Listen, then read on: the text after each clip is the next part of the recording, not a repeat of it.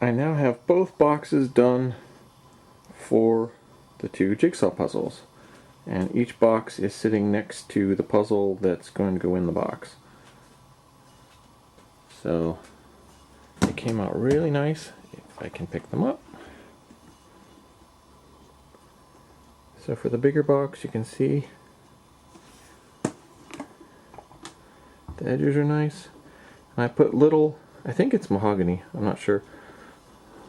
There were little gaps in the lid due to putting the top and bottom in. So there was little gaps, so I filled that up with those. I think that looks pretty cool. But yeah, considering that box joint jig was not supposed to do 1/4 inch, it did nice tight joints, because that's quite zoomed in. so that's the bigger box. And for the other box, which again is hard to pick up, come on, there we go. Alright. So again, I did the mahogany filler pieces. See if I can get the light without quite so much glare. It's the problem with lots of nice LED lights and shiny surfaces. But yeah, this one also came out nice. And then the tops. So the tops of the box are from a door. So the body of the boxes are pieces of drawer that I took apart out of a dresser that people were throwing out, and the box tops are pieces of oak veneer plywood that came out of when we redid our kitchen. There was a door that got dinged, so I had a piece of that. And then this box, the bottom, the larger box, is just a nice piece of fancy plywood.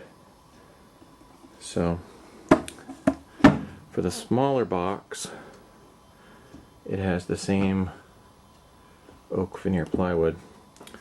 So for the bigger box, let's see if this opens with one here. Yep. So for this one, I added, so this is, I don't remember exactly how thick it is. Yeah, I don't remember how thick it is. It's just under 1/2 inch. So it's like, it's not 1/2 inch, but it's just under for the thickness of this outer wood.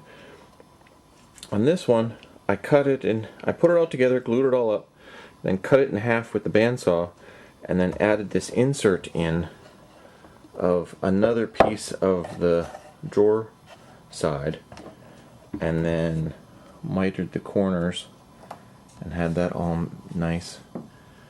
That way it has a raised edge that this lid sits down over. And for the first, let's see, for this box, they're definitely a challenge to pick up on this.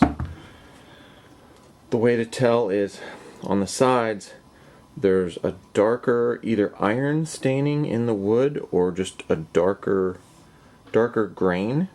So the darker grain matches, that's how you know which side is which. But yeah, the grain looks really nice on both. But yeah, so that's that one. And for this one, you can tell, and this is actually backwards. So you can tell this is dark and doesn't match, and that's dark and doesn't match. So the good news is the lid goes on both ways.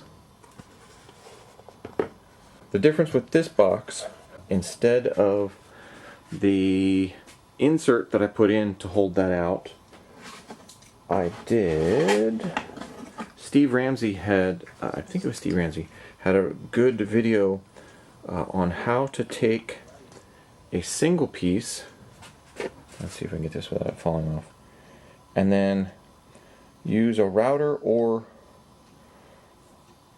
saw. I used a table saw to cut an inside slot, which is in this case on this side, because that's where the groove is, and then you glue it all up, and then you carefully measure and cut an outer slot that once you have it all set up, it goes together like that. And if you get the distance correct, you just have a little bit to take off, and it's a nice friction fit. So I did a bunch of tests on a test piece.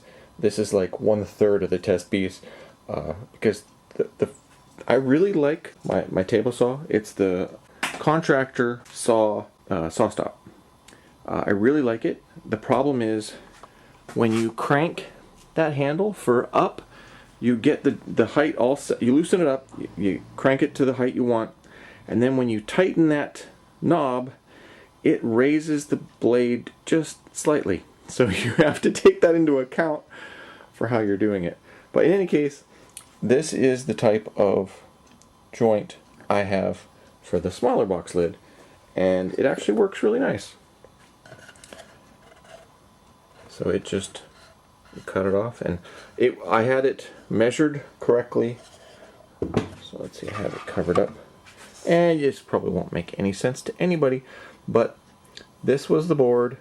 So for the different cuts that I made, I had the saw for here set at 3.5 inches, and then 3 3/8, and then 3 1/4, and that gives a 3/8 inch slot. And then on my test piece, I figured out that if I then want that at 3/8, I need to start at 2 and 29/32.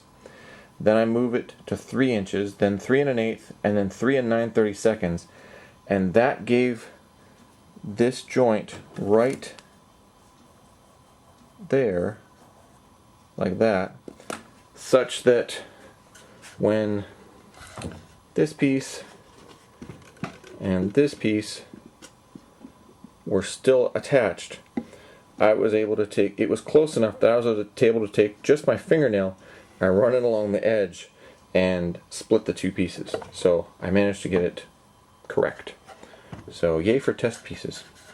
But yeah, so this is the inside of this one, and you can see this has almost like an eye on the one side, and if you get the wide band, so on one side it's narrow grain, and if you get the wide grain, it goes over and right down on, and that's how it's supposed to line up. So yeah, so that's that. Now for some added excitement, I'll show you what the puzzles look like inside the boxes. The smaller puzzle box, I had some issues where a piece of really dense oak jammed when I was doing the box joint for that during this. So I did the two sides, those went fine. I started to do end pieces, and I had 3 or 4 little end pieces that were about this long. Notice that is longer than here. And I was going along, okay, and then it jammed, and I thought things were still okay. They were not okay. It shifted the jig just a fraction, enough that the ends were no longer perfectly aligned. So then I initially tried one batch of trim the ends off, cut them again, still not right, and then I finally just trimmed these when I was gluing it up, and it all worked. So it wasn't far enough off to have to completely redo, but because I had to shrink, or because I did shrink this side, this puzzle box is actually a 3-piece puzzle. 1 for this side of the jigsaw puzzle, 2 is if you turn it over and just use the grain side, and 3, it barely fits in the box, so you have to put it in a certain way. So let me get that in place in both, and then you'll see what I mean. I'll be back. So this is what it looks like with the puzzle pieces in. So for this puzzle, you can pretty much just put them in randomly, and you can see the puzzle pieces are all below, almost below the base piece, let alone up to here. And so, let's see if I get this on right. This goes.